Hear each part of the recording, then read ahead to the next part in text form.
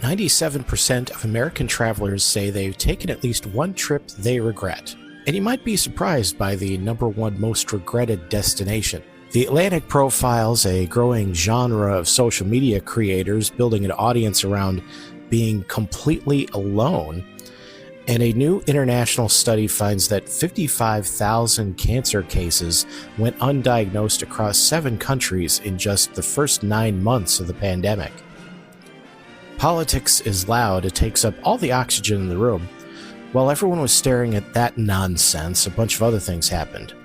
I'm Keith Conrad, and this is News Sidequest.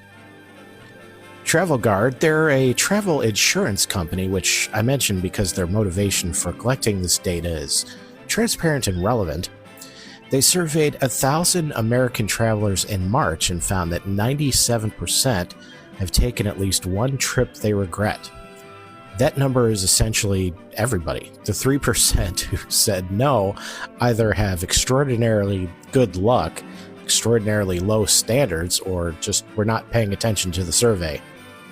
The most common reason for regret was something going wrong during the trip: illness, cancellations, accommodation problems, arguments with travel companions, bad weather, cited by 17%.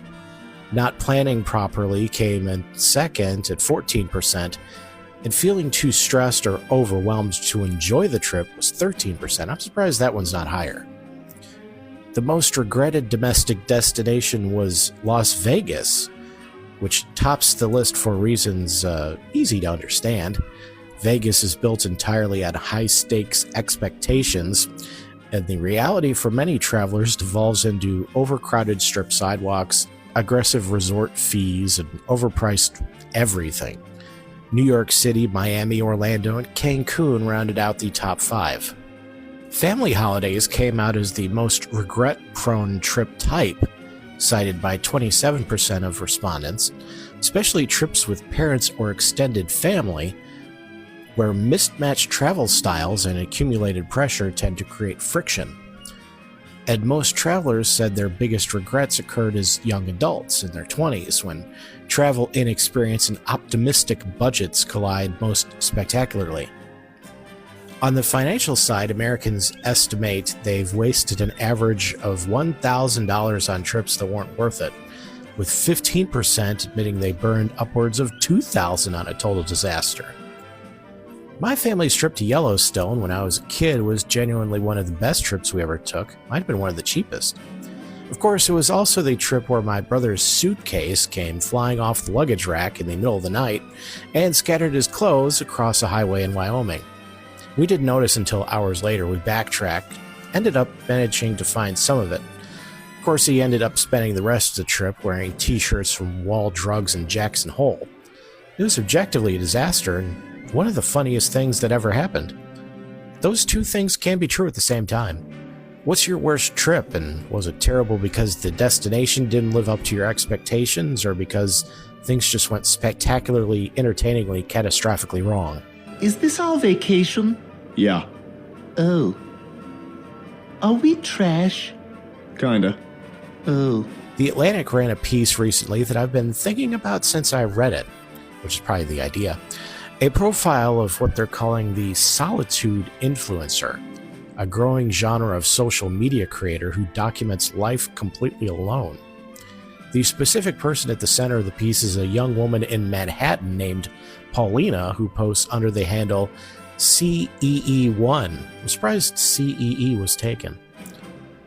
Every video starts with the same line: "You live alone in NYC and have no friends." She has 195,000 followers.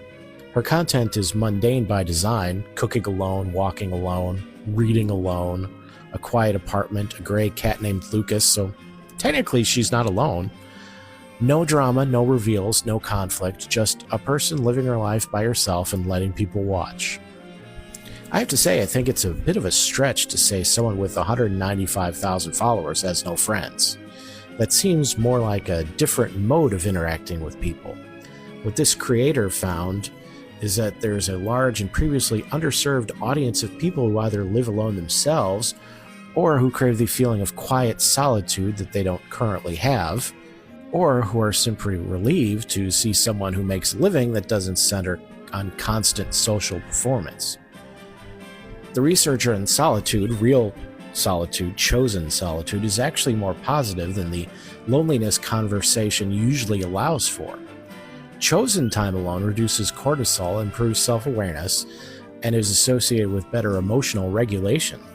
The keyword is chosen. What's toxic is forced isolation or unwanted loneliness, which is what we've been talking about lately. What's restorative is deliberately stepping back from the noise, and for a generation that has grown up with social media as a near constant demand for performance and reaction, watching someone just be alone quietly without apologizing for it apparently fills some void. People are still doing the same things they've always done, just in different ways. The extreme introvert who in previous generations might have quietly lived a solitary life without much acknowledgement now has 195,000 people watching them live it. Whether that's connection or its opposite is an interesting question. What's your version of solitude that actually recharges you? The specific activity or setting that works every time? And has your relationship with alone time changed in the last few years, especially since the pandemic? This is a prescription for no. Correctamundo. It's to be taken with food every Saturday night while you're eating alone. A new study from the International Agency for Research on Cancer, the WHO's cancer research arm, published this week in Lancet Oncology, tracked what happened to cancer diagnoses across 7 high-income countries during the first 9 months of the COVID pandemic. An estimated 55,000 cancers went undiagnosed across Australia, Canada, Denmark, New Zealand, Norway, and the UK between April and December of 2020, compared with pre-pandemic levels. An estimated 16% of expected cancer diagnoses across those countries were missed during that period.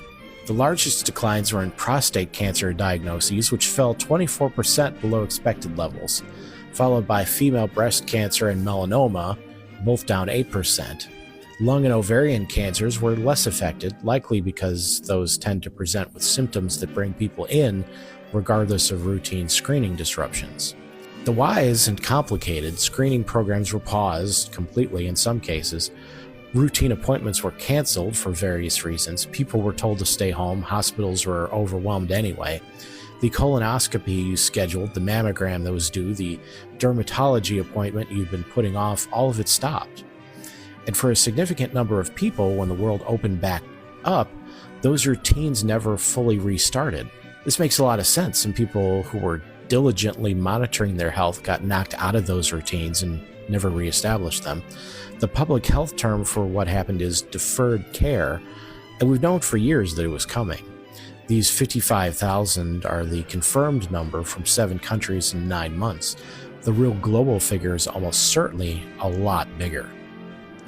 The downstream consequence matters too. Cancers diagnosed during the pandemic period have shown worse 1-year survival rates, specifically because early-stage cancers, the ones caught by routine screening, fell the most sharply.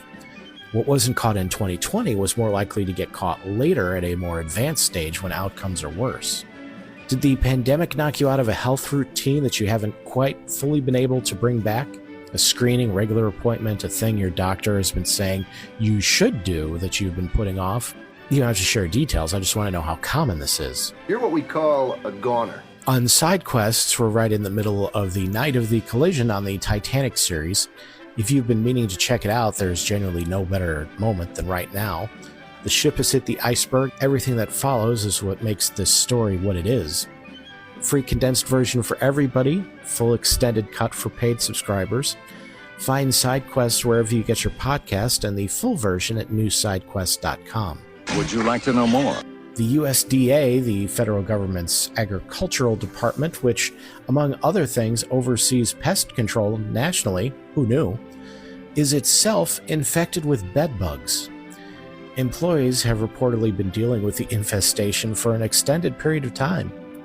This is obviously unfortunate, but it's also worth pointing out the USDA will now be extremely hands-on with the latest bedbug mitigation strategies from a first-person perspective.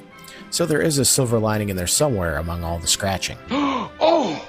Great Odin's Raven! A man in Ontario, Canada just won a 19-year legal battle over a red light ticket from 2007. He fought the conviction through multiple levels of the court system after paperwork was lost, and this week the conviction was finally quashed. The lesson is never give up. I also want to note that 19 years of legal fees to fight a red light ticket is a level of commitment that commands genuine respect regardless of the underlying principle. Let him go, Lou. Someone going that fast has no time for a ticket. An engineer built an AI-powered laser defense system that tracked and eliminated every mosquito in his home. The system uses computer vision to identify mosquitoes in flight and targets them with a laser. If your name is Sarah Connor, it might be a good idea to go into hiding. I want to add that Mosquito Laser is the kind of project that starts with a reasonable frustration and ends with something that nobody asked for, but everybody kind of wants. It can't be bargained with. It can't be reasoned with. It doesn't feel pity or remorse or fear, and it absolutely will not stop. Ever. The Uber Lost and Found Index for 2026 includes among its most unusual items a breast pump and a functioning ankle monitor. The monitor raises obvious questions about the owner's circumstances and their urgency to be somewhere. The police would presumably show up fairly quickly for whoever lost that particular item. The breast pump is a different kind of urgent. That's News Sidequest. 3 questions out there for your consideration. Your worst trip and what kind of disaster made it that way. What solitude actually looks like for you, and whether your relationship with alone time has changed, and whether the pandemic knocked you out of a health routine you haven't rebuilt. Email me at newsidequest@gmail.com or stop by the Substack comments. See you tomorrow.